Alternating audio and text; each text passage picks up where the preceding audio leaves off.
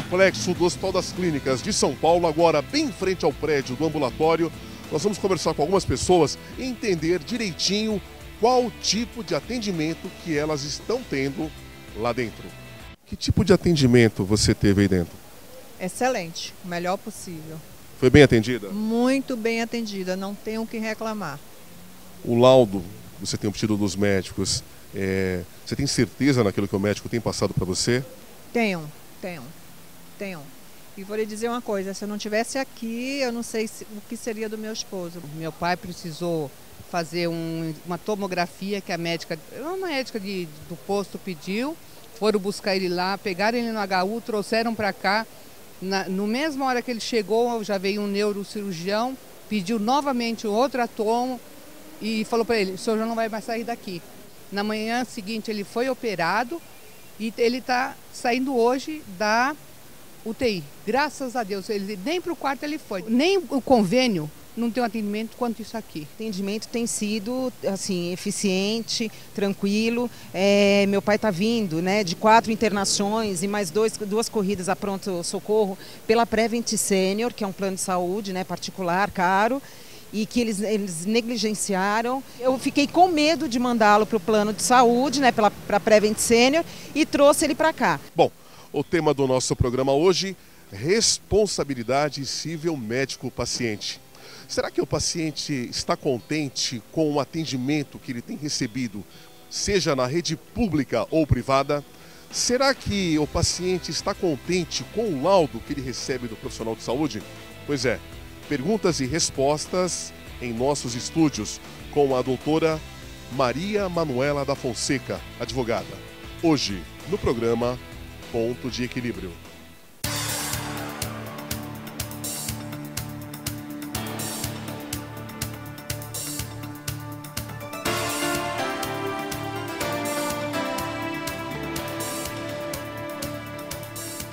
Muito boa noite, meu amigo, minha amiga. O nosso encontro de todo final de noite, de segunda a sexta-feira, 00:30. O nosso ponto de encontro, programa Ponto de Equilíbrio.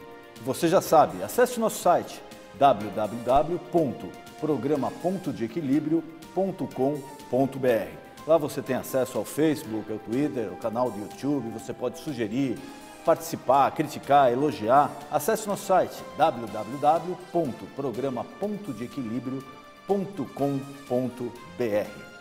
E hoje, mais um tema polêmico e mais um tema interessante para você, meu amigo, minha amiga. Eu tenho a honra de receber a doutora Maria Manuela Ferreira da Fonseca. Doutora, um prazer enorme receber a senhora aqui. Muito obrigado por ter atendido o nosso convite. E nós vamos falar hoje sobre a relação, a responsabilidade civil médico-paciente. Um assunto que está muito em voga, a saúde pública. Como é esse relacionamento? Como é esse relacionamento no plano público, no plano particular, plano de saúde, hospitais, os pacientes? Como anda a saúde no Brasil? Doutora, hoje uma das coisas que o brasileiro mais reclama, isso é uma unanimidade, desde a classe mais simples até a mais sofisticada, é sobre hospital, tratamento, custo, plano de saúde, e parece que com o tempo é uma coisa que vem se agravando. Como a senhora acha que o Brasil pode enfrentar uma situação dessa, melhorar o relacionamento hospital-paciente, médico-paciente? Boa noite, é um prazer, né, estar no programa e eu espero que essa nossa conversa sirva para elucidar, né, alguns pontos aí para os pacientes de uma forma geral. Bom, eu gostaria de começar falando que esse acesso à justiça, ele é facilitado, né, o paciente quando tem dúvidas acerca do tratamento, porque o que acontece? A justiça, ela facilita para que o paciente tire suas dúvidas, se está se sentindo lesado, a justiça, através até da Defensoria Pública também, facilita, né, esse acesso aí enfim, a dirimir essa celeuma. E o que acontece? O Código de Defesa do Consumidor, já há mais de 20 anos, está aí para auxiliar. Melhorou bastante, ajudou bastante, né, doutor? Ajudou bastante. E o que acontece? Somado com o advento do CDC, né, e também má qualidade de ensino das faculdades de medicina, né, tudo isso acabou dando realmente uma piorada no sistema de saúde.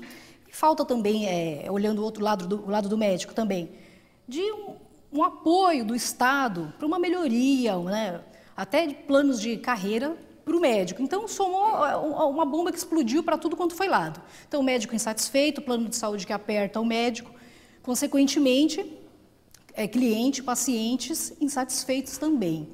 Né? E o que acontece? Os pacientes, em especial, da rede pública, a gente sabe que é o que está ali, né? Muitas vezes não dá para esperar muito. Infelizmente está horrível. Infelizmente, a gente sabe que dotação orçamentária ela é precária e os planos privados estão aí para tentar suprir essa deficiência. E que também tem lá suas preocupações, suas dificuldades também. Muitas vezes um recebimento pequeno de mensalidades, de contribuições dos associados, só que uma demanda muito grande pelos serviços.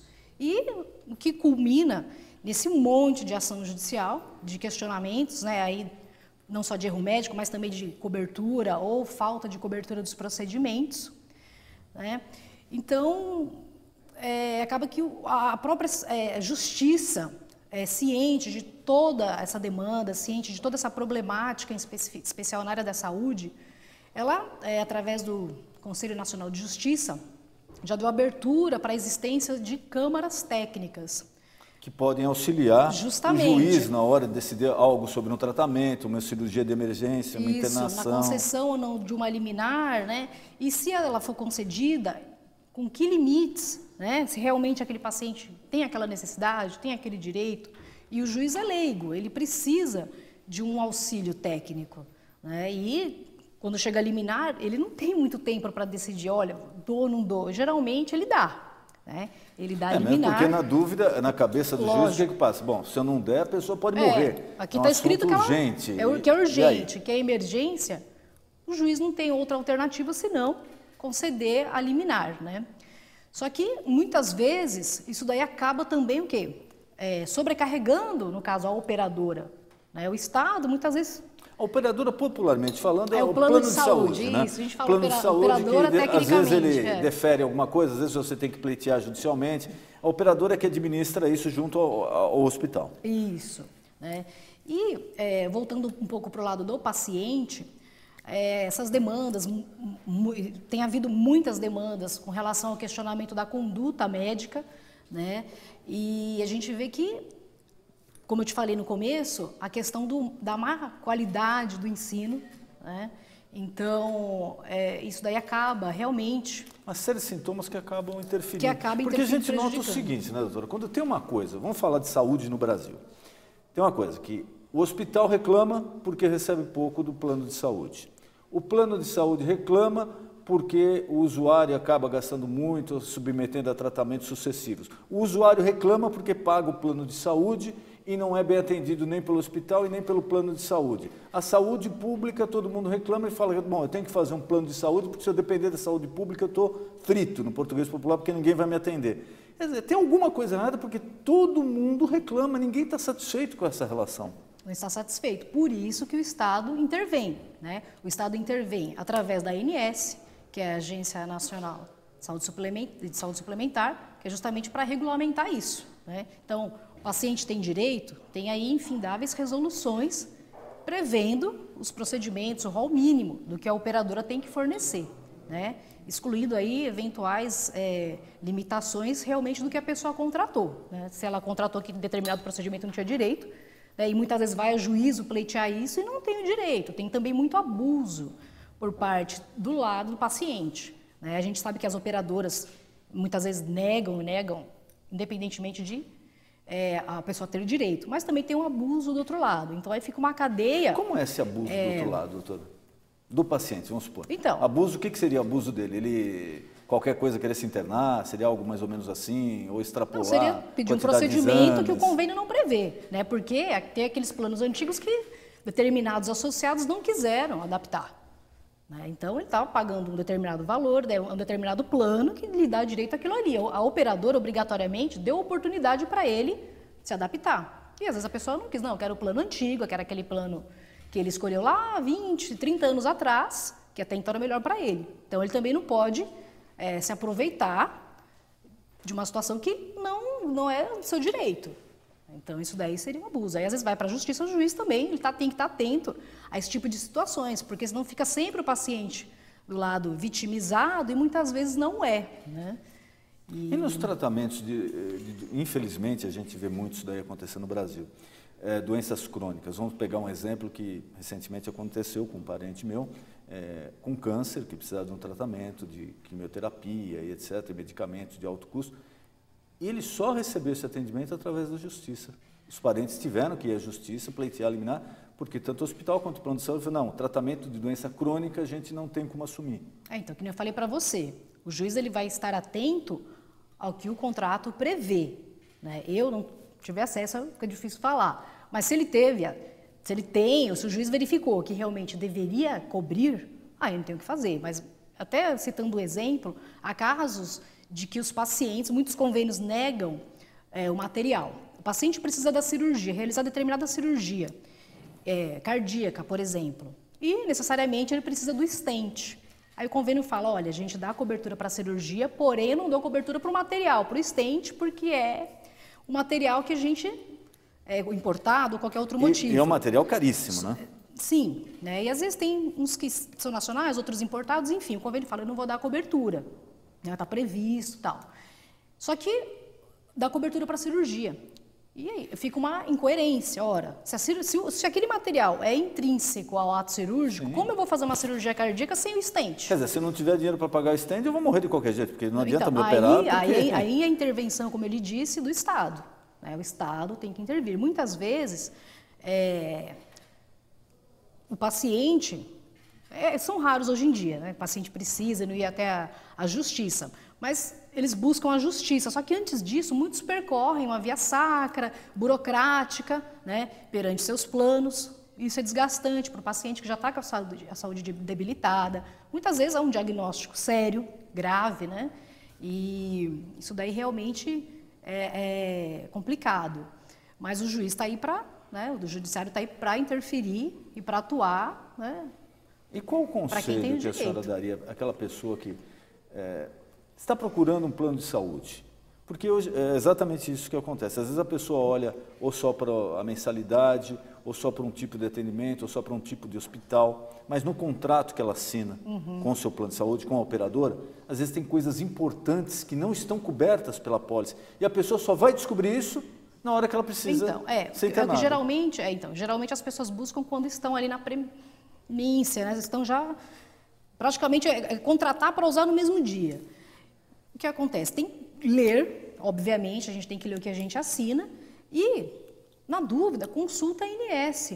Olha, eu estou assinando aqui no contrato porque eles têm um canal através de e-mail, telefone, site.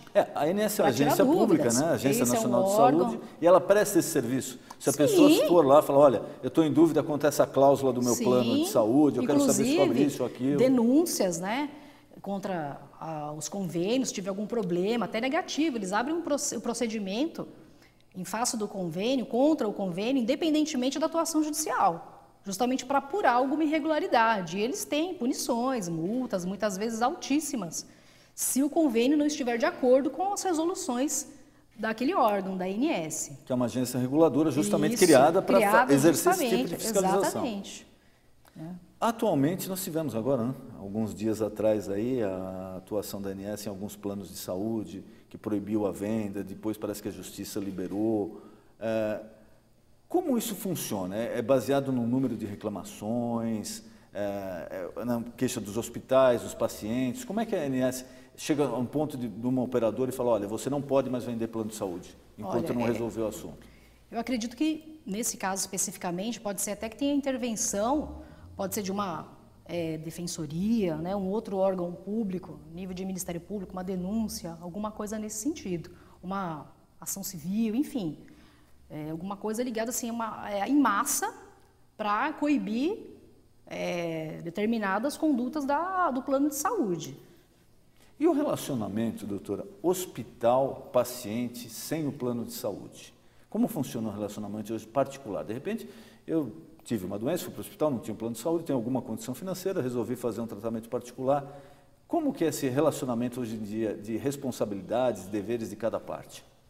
Então, isso é assim, o paciente ele tem direito, né, a toda informação que lhe pertine do seu tratamento, por parte do médico, e o médico, né, tem o dever de explicar para o paciente, ele proporcionar todo o atendimento, toda a estrutura, né, o médico e o hospital, né, falando dos dois, porque o médico também muitas vezes precisa do respaldo do hospital, precisa da infraestrutura de um hospital para operar, ainda que particularmente, ele precisa de um centro cirúrgico, né, e ele vai no hospital da sua confiança, no hospital que ele se sinta seguro para fazer o procedimento. Mas, assim, a relação, hoje em dia, médico e paciente, ela está muito ligada também ao convênio, né? Então, tratamentos particulares, eles são menores. São raros, vistas. Hoje em dia todo tem mundo tem um plano, ainda né? que pague muito por um plano de saúde, né? E a maioria dos médicos atendem através de plano de saúde. Então, os poucos que só atendem pacientes particulares, são menores, mas em termos de responsabilidade, não tem diferença. Se você está no médico da rede pública, se você está sendo atendido pela rede pública, ou você está sendo atendido através do convênio, ou você está sendo atendido particularmente, a responsabilidade é uma só. Responsabilidade civil do médico Ele tem é uma só. a responsabilidade, o dever de informação, de fazer um prontuário completo, um prontuário legível, fazer todas as anotações, né? Porque o paciente pode precisar de uma informação, de uma cópia de um prontuário médico. E o prontuário é do paciente, né? Não é do hospital nem do médico. Então, o prontuário, geralmente, ele fica sob a guarda do hospital, tá? Então, o hospital tem a obrigação de deixar seguro, né? E que é um documento. É do paciente, a gente sempre fala, é do paciente. Só que Mas eu posso o hospital tem a cópia. guarda, com certeza. O hospital, ele deve, né, fornecer uma cópia. Assim tem entendido a justiça, embora tenha a resolução do Conselho Federal de Medicina proibindo a entrega, ele permite em determinados casos, ele é muito restrito, né, o Conselho Federal de Medicina na entrega. Mas, em algumas circunstâncias, se o hospital nega a entrega, o judiciário libera. Então, os hospitais muitas vezes ficam numa situação complicada. Porque o CRFM fala, olha, por exemplo, um filho, né, o paciente faleceu, o filho vai requisitar a cópia. Tem hospitais que falam, olha, o Conselho Federal não me permite. Uhum. Aí o paciente fala, mas o filho fala, eu sou filho do paciente, eu tenho direito, né? Mas o Conselho Federal não permite. Seria só para o paciente mesmo? Seria para o paciente ou requisitado para perícia, né, para algum órgão público ou judicialmente. Aí não tem outro jeito, ele entra judicialmente. E aí o juiz autoriza, só que muitas vezes condena o hospital, que agiu de acordo com a previsão do Conselho Federal de Medicina, né? Então às vezes fica uma situação assim um pouco complicada para o hospital. O hospital tem um ponto aí que muita gente reclama e às vezes a gente até presencia isso, né? Tá chegando lá com um parente, com um pai, com mãe, com um filho, doente, ou aconteceu um acidente, aí no hospital chega lá, antes de ter atendimento, olha, você vai preencher esse formulário, você vai assinar esse contrato, você vai deixar um cheque de depósito, você vai assinar uma nota promissória, você vai fazer isso, fazer aquilo. Tudo bem, a gente entende o hospital, acho que precisa ficar claro, o hospital particular é uma empresa com fins lucrativos, ela vive daquilo. O hospital tem despesa, ele vive daquilo. Mas a reclamação que a gente nota naquele momento, precisa ser feito assim, logo que você encosta no balcão com um problema sério, com um parente teu lá doente, que você não sabe o que vai acontecer, te pedirem essa carga de documentos na hora? Não, já tem até uma lei, salvo engano, estadual, já de quase 2 anos, né, proibindo justamente essa exigência do cheque calção, né, que a princípio era mais para quem tinha plano de saúde, ou às vezes a pessoa tinha plano de saúde, chegava sem a carteirinha, e os hospitais falaram, opa, peraí, então vamos assinar nota promissória, vamos assinar um termo de responsabilidade, vamos assinar alguma coisa aqui que você se vincule ao pagamento. Não pode, tá? A pessoa chega, até porque o hospital, se negar ao atendimento, ele incorre no crime de omissão de socorro, né? Então, o que acontece? O paciente vai chegar, ele vai ser atendido e, posteriormente, o hospital tem o direito de cobrar pelo serviço prestado, né? Às vezes as pessoas confundem, não, mas eu cheguei muito mal, eu estava inconsciente, estava não sei o quê. Eu estava perto do hospital, só podia ir para lá. Tudo bem, realmente, o primeiro lugar é a vida do paciente, né? Então, o hospital ele vai atender, ele deve atender a pessoa e, posteriormente, né, aí ele convoca, notifica a pessoa de que existe uma pendência financeira e, se a pessoa não pagar, ele tem aí os meios judiciais para se socorrer, para rever aí o seu valor. Mas, em hipótese alguma, ele pode negar o exigir, atendimento. não, de jeito nenhum. De jeito nenhum, não pode negar e nem exigir nada, cheque calção, nota promissória, não pode. Doutora, responsabilidade do médico. Aconteceu uma coisa de uns 20 anos atrás, teve uma onda lá, principalmente na Europa e nos Estados Unidos, que qualquer coisa, qualquer acidente, qualquer erro, o pessoal processava o médico, processava o hospital e recebia verdadeiras fortunas. A ponto que muitos médicos nos Estados Unidos e na Europa pararam de operar. Pararam de operar. Eles, pura e simplesmente, cirurgiões famosos, pararam de operar porque eles ficavam com medo terrível dos processos de indenização de 1, 2, 3, 10 milhões de dólares que, de repente, num erro, que pode acontecer, eles teriam que receber. Agora parece que a coisa está mudando porque alguém lá também chegou à conclusão e falou, ó, se continuar dessa forma, não vai ter mais quem opera. O dentista não vai querer mais arrancar o dente, o médico não vai querer mais abrir a barriga, porque se der alguma coisa errada, o hospital vai perder milhões de dólares, o médico não vai poder mais trabalhar, vai perder... Aqui no Brasil, como está essa parte de responsabilidade sobre o erro médico, o erro do hospital com o paciente? Então, como eu havia te dito, tem a questão dos maus, né, os cursos de medicina. Realmente, tem alguns profissionais despreparados? Tem. Ocorrem erros médicos? Sim, ocorrem. Porém, tem também, que a gente não pode deixar de mencionar, a indústria do dano moral, né? Então, por qualquer coisinha, as pessoas entram com a demanda. Que é isso que aconteceu lá. Essa celeuma aconteceu em função disso. Então, aí o que acontece? Porque a justiça, ela facilita, como deve realmente facilitar, o acesso da pessoa à justiça, pleitear por um direito que ela tem, né? Se realmente ela tem. E aí o que acontece?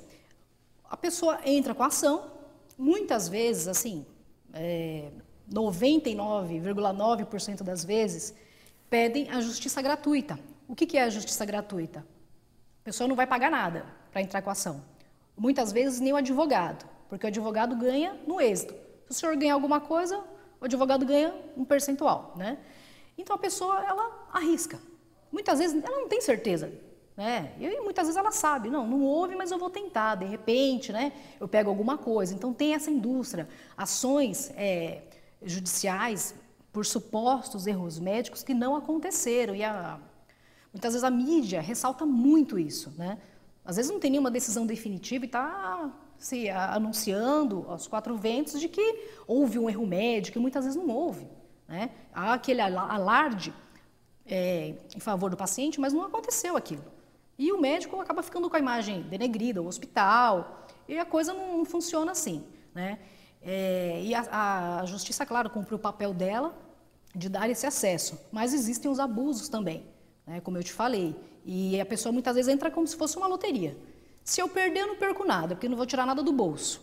Se ganhar, é lucro, né? Então isso tem muito, a gente observa muito, até por atuar muitos anos na área, a gente verifica que tem um certo abuso, sim. E tem o outro lado também, né? Tem aquelas barberagens horríveis, né? De esquecer toalha na barriga do paciente, tesoura. Sim, tem. Né? Também tem esse outro lado que também precisa ser apurado, precisa ser punido, porque é uma coisa... A pessoa sai de lá, como apareceu um tempo atrás aí numa reportagem, a pessoa com dor, esqueceram pura e simplesmente uma parte da tesoura dentro da pessoa.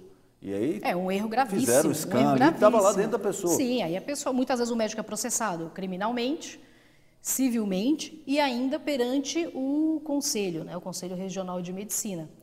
Muitas vezes pode ser até cassado, né? Tem erros, acontecem, né? E eles devem ser severamente punidos, né? Tanto criminalmente como civilmente através de uma indenização, né? Tanto o médico como o hospital que contratou. O médico também tem a responsabilidade por contratar, de repente, um profissional desqualificado, um profissional que não está apto para fazer aquele tipo de procedimento, né? Então, tudo isso tem. E a justiça vai avaliar a conduta desse médico, se ele agiu corretamente, se ele agiu de forma negligente, imprudente ou imperita. Isso, o perito médico é que vai dizer, né? Então é designado um perito, seja da confiança do juiz ou através de órgão público, né, através do Estado, que ele vai dizer se aquele profissional agiu dentro do que preceitua a conduta correta, né, a conduta médica, a literatura médica. Vamos voltar um pouquinho ao começo do nosso bate-papo, que eu acho que é um tema que aflige muitas pessoas. De repente a pessoa chegou lá no hospital, ela tem um plano de saúde, então na cabeça dela ela está coberta. Estou garantido, olha, estou me esforçando, estou trabalhando mais para pagar um plano de saúde para mim, para minha família, estou coberto. E de repente ela é surpreendida ali, quando fala, olha, isso daqui o plano não cobre, isso daqui você vai ter que colaborar com uma parte. E às vezes a pessoa vai e recorre para a justiça. O juiz, do outro lado, a imagem criada é exatamente essa. O que eu tenho que liberar? O que eu solto? O que eu breco? Porque imagina o papel do juiz, ele recebe uma informação fria ali, olha, essa pessoa aqui, se não receber esse remédio, esse tratamento em 24 horas, pode morrer. É lógico que ele vai liberar, ele vai dar uma liminar, independente até de ouvir o hospital, de ouvir o plano de saúde. É o que geralmente ocorre. É o que ocorre, mas às vezes o juiz toma uma decisão e correta, porque, como a senhora falou, o principal é salvar a vida do paciente. Sim. Mas dentro dessa comissão que está sendo formada, que a senhora mencionou, como se fosse de arbitragem, é uma câmara técnica. Isso eu acho que pode ser muito útil, porque de repente o juiz pode socorrer disso para uma decisão rápida. Sem dúvida. Aliás, é fundamental e nós, advogados, advogadas da área, a gente torce para que isso se concretize logo, né? Porque vai ser bom para todo mundo. Vai ser bom para o paciente, que vai ter um acesso rápido, mais rápido, acredito, seguro, né, do atendimento da sua necessidade, da sua real urgência e emergência, né, o juiz vai dar de acordo com o que ele precisa, e justo também para o lado do convênio, para o lado do hospital, que tem outras pessoas também que necessitam, né, de repente, aquela pessoa está pedindo, como eu lhe disse, todos falam que é urgente e emergente, que estão correndo risco iminente de morte, e muitas vezes aquilo não é verdade. Mas o juiz, na lei guiça, ele vai autorizar. E às vezes, de repente, chega um caso que realmente é sério, muito grave. E né? Às vezes a operadora não tem como socorrer. E a operadora já gastou com tantos, o plano de saúde já gastou com tantos que não eram, né, urgentes e emergentes, e para quando realmente chegar aquele que precisa, não ter. Né? Então a justiça tem que realmente mediar, tem que aparar isso daí, auxiliar, né, prestar assim, muita atenção nos dois lados, né? Tanto de quem pede como de quem tem que dar. Respeitar os limites, os direitos de cada um, para que fique mais assim, adequado à realidade e para que possa ter pacientes satisfeitos, planos de saúde que possam suprir as necessidades, né? E médicos satisfeitos também, hospitais que possam também continuar dando atendimento. Porque se ficar todo mundo insatisfeito, né, e todo mundo não ceder, se nem todos cederem, aí fica difícil chegar num consenso, porque todo mundo quer, mas às vezes não presta atenção que está todo mundo no mesmo barco. Né? Então, tem que ter ceder e, enfim, para que se chegue num consenso. Aí. E prótese, doutora? Prótese em função de uma operação, a pessoa às vezes perde um dedo, perde um pé, perde uma perna. Essa cobertura de prótese é mais complicada, né, por parte dos planos de saúde. Foi o que eu te falei. Se a cirurgia ela necessita obrigatoriamente daquele material, ora, parece incoerente. Não, mas uma prótese, por exemplo, se eu tiver que a pessoa teve que amputar do joelho para baixo, amputou, ela não vai mais morrer. Mas é lógico que a pessoa fica com a capacidade de locomoção reduzida. Essa prótese que vai colocar quando já não oferece mais risco de vida. Como é que o plano de saúde lida com isso? Aí é que está. Aí vai ter que verificar as condições do plano. Se ele acha que aquilo ali é estético, se vai ter função, né? Então aí vai depender em função da profissão da pessoa também, às vezes. Então, mas, enfim, aí tem que ver a situação do plano dela. Se absorve esse tipo de prótese ou não. Né? Se cai por um lado de estético, necessário, funcional ou não, né? Bem peculiar, aí é complicado. Doutora, o nosso programa está terminando, eu queria mais uma vez agradecer a presença da senhora aqui e colocar à disposição para suas considerações finais, algo que eu não perguntei, algo que a senhora queria esclarecer para o nosso telespectador, fique à vontade. Obrigada, agradeço. E a justiça, ela está aí para realmente esclarecer, para disponibilizar ao paciente esse acesso, né? Se tem alguma dúvida, se está se sentindo lesado, a justiça está aí para isso, né? E ela, através da Defensoria Pública, para prestar toda a assistência ao jurisdicionado. Então, o paciente tem acesso, tem a dúvida, procure a justiça, que com certeza você vai ser certamente amparado. Doutor, muito obrigado, um prazer enorme recebê-lo no nosso programa. Meu. Muito obrigado. Obrigada. E você já sabe, nosso encontro de todo final de noite, de segunda a sexta-feira, 00:30, programa Ponto de Equilíbrio. Boa noite.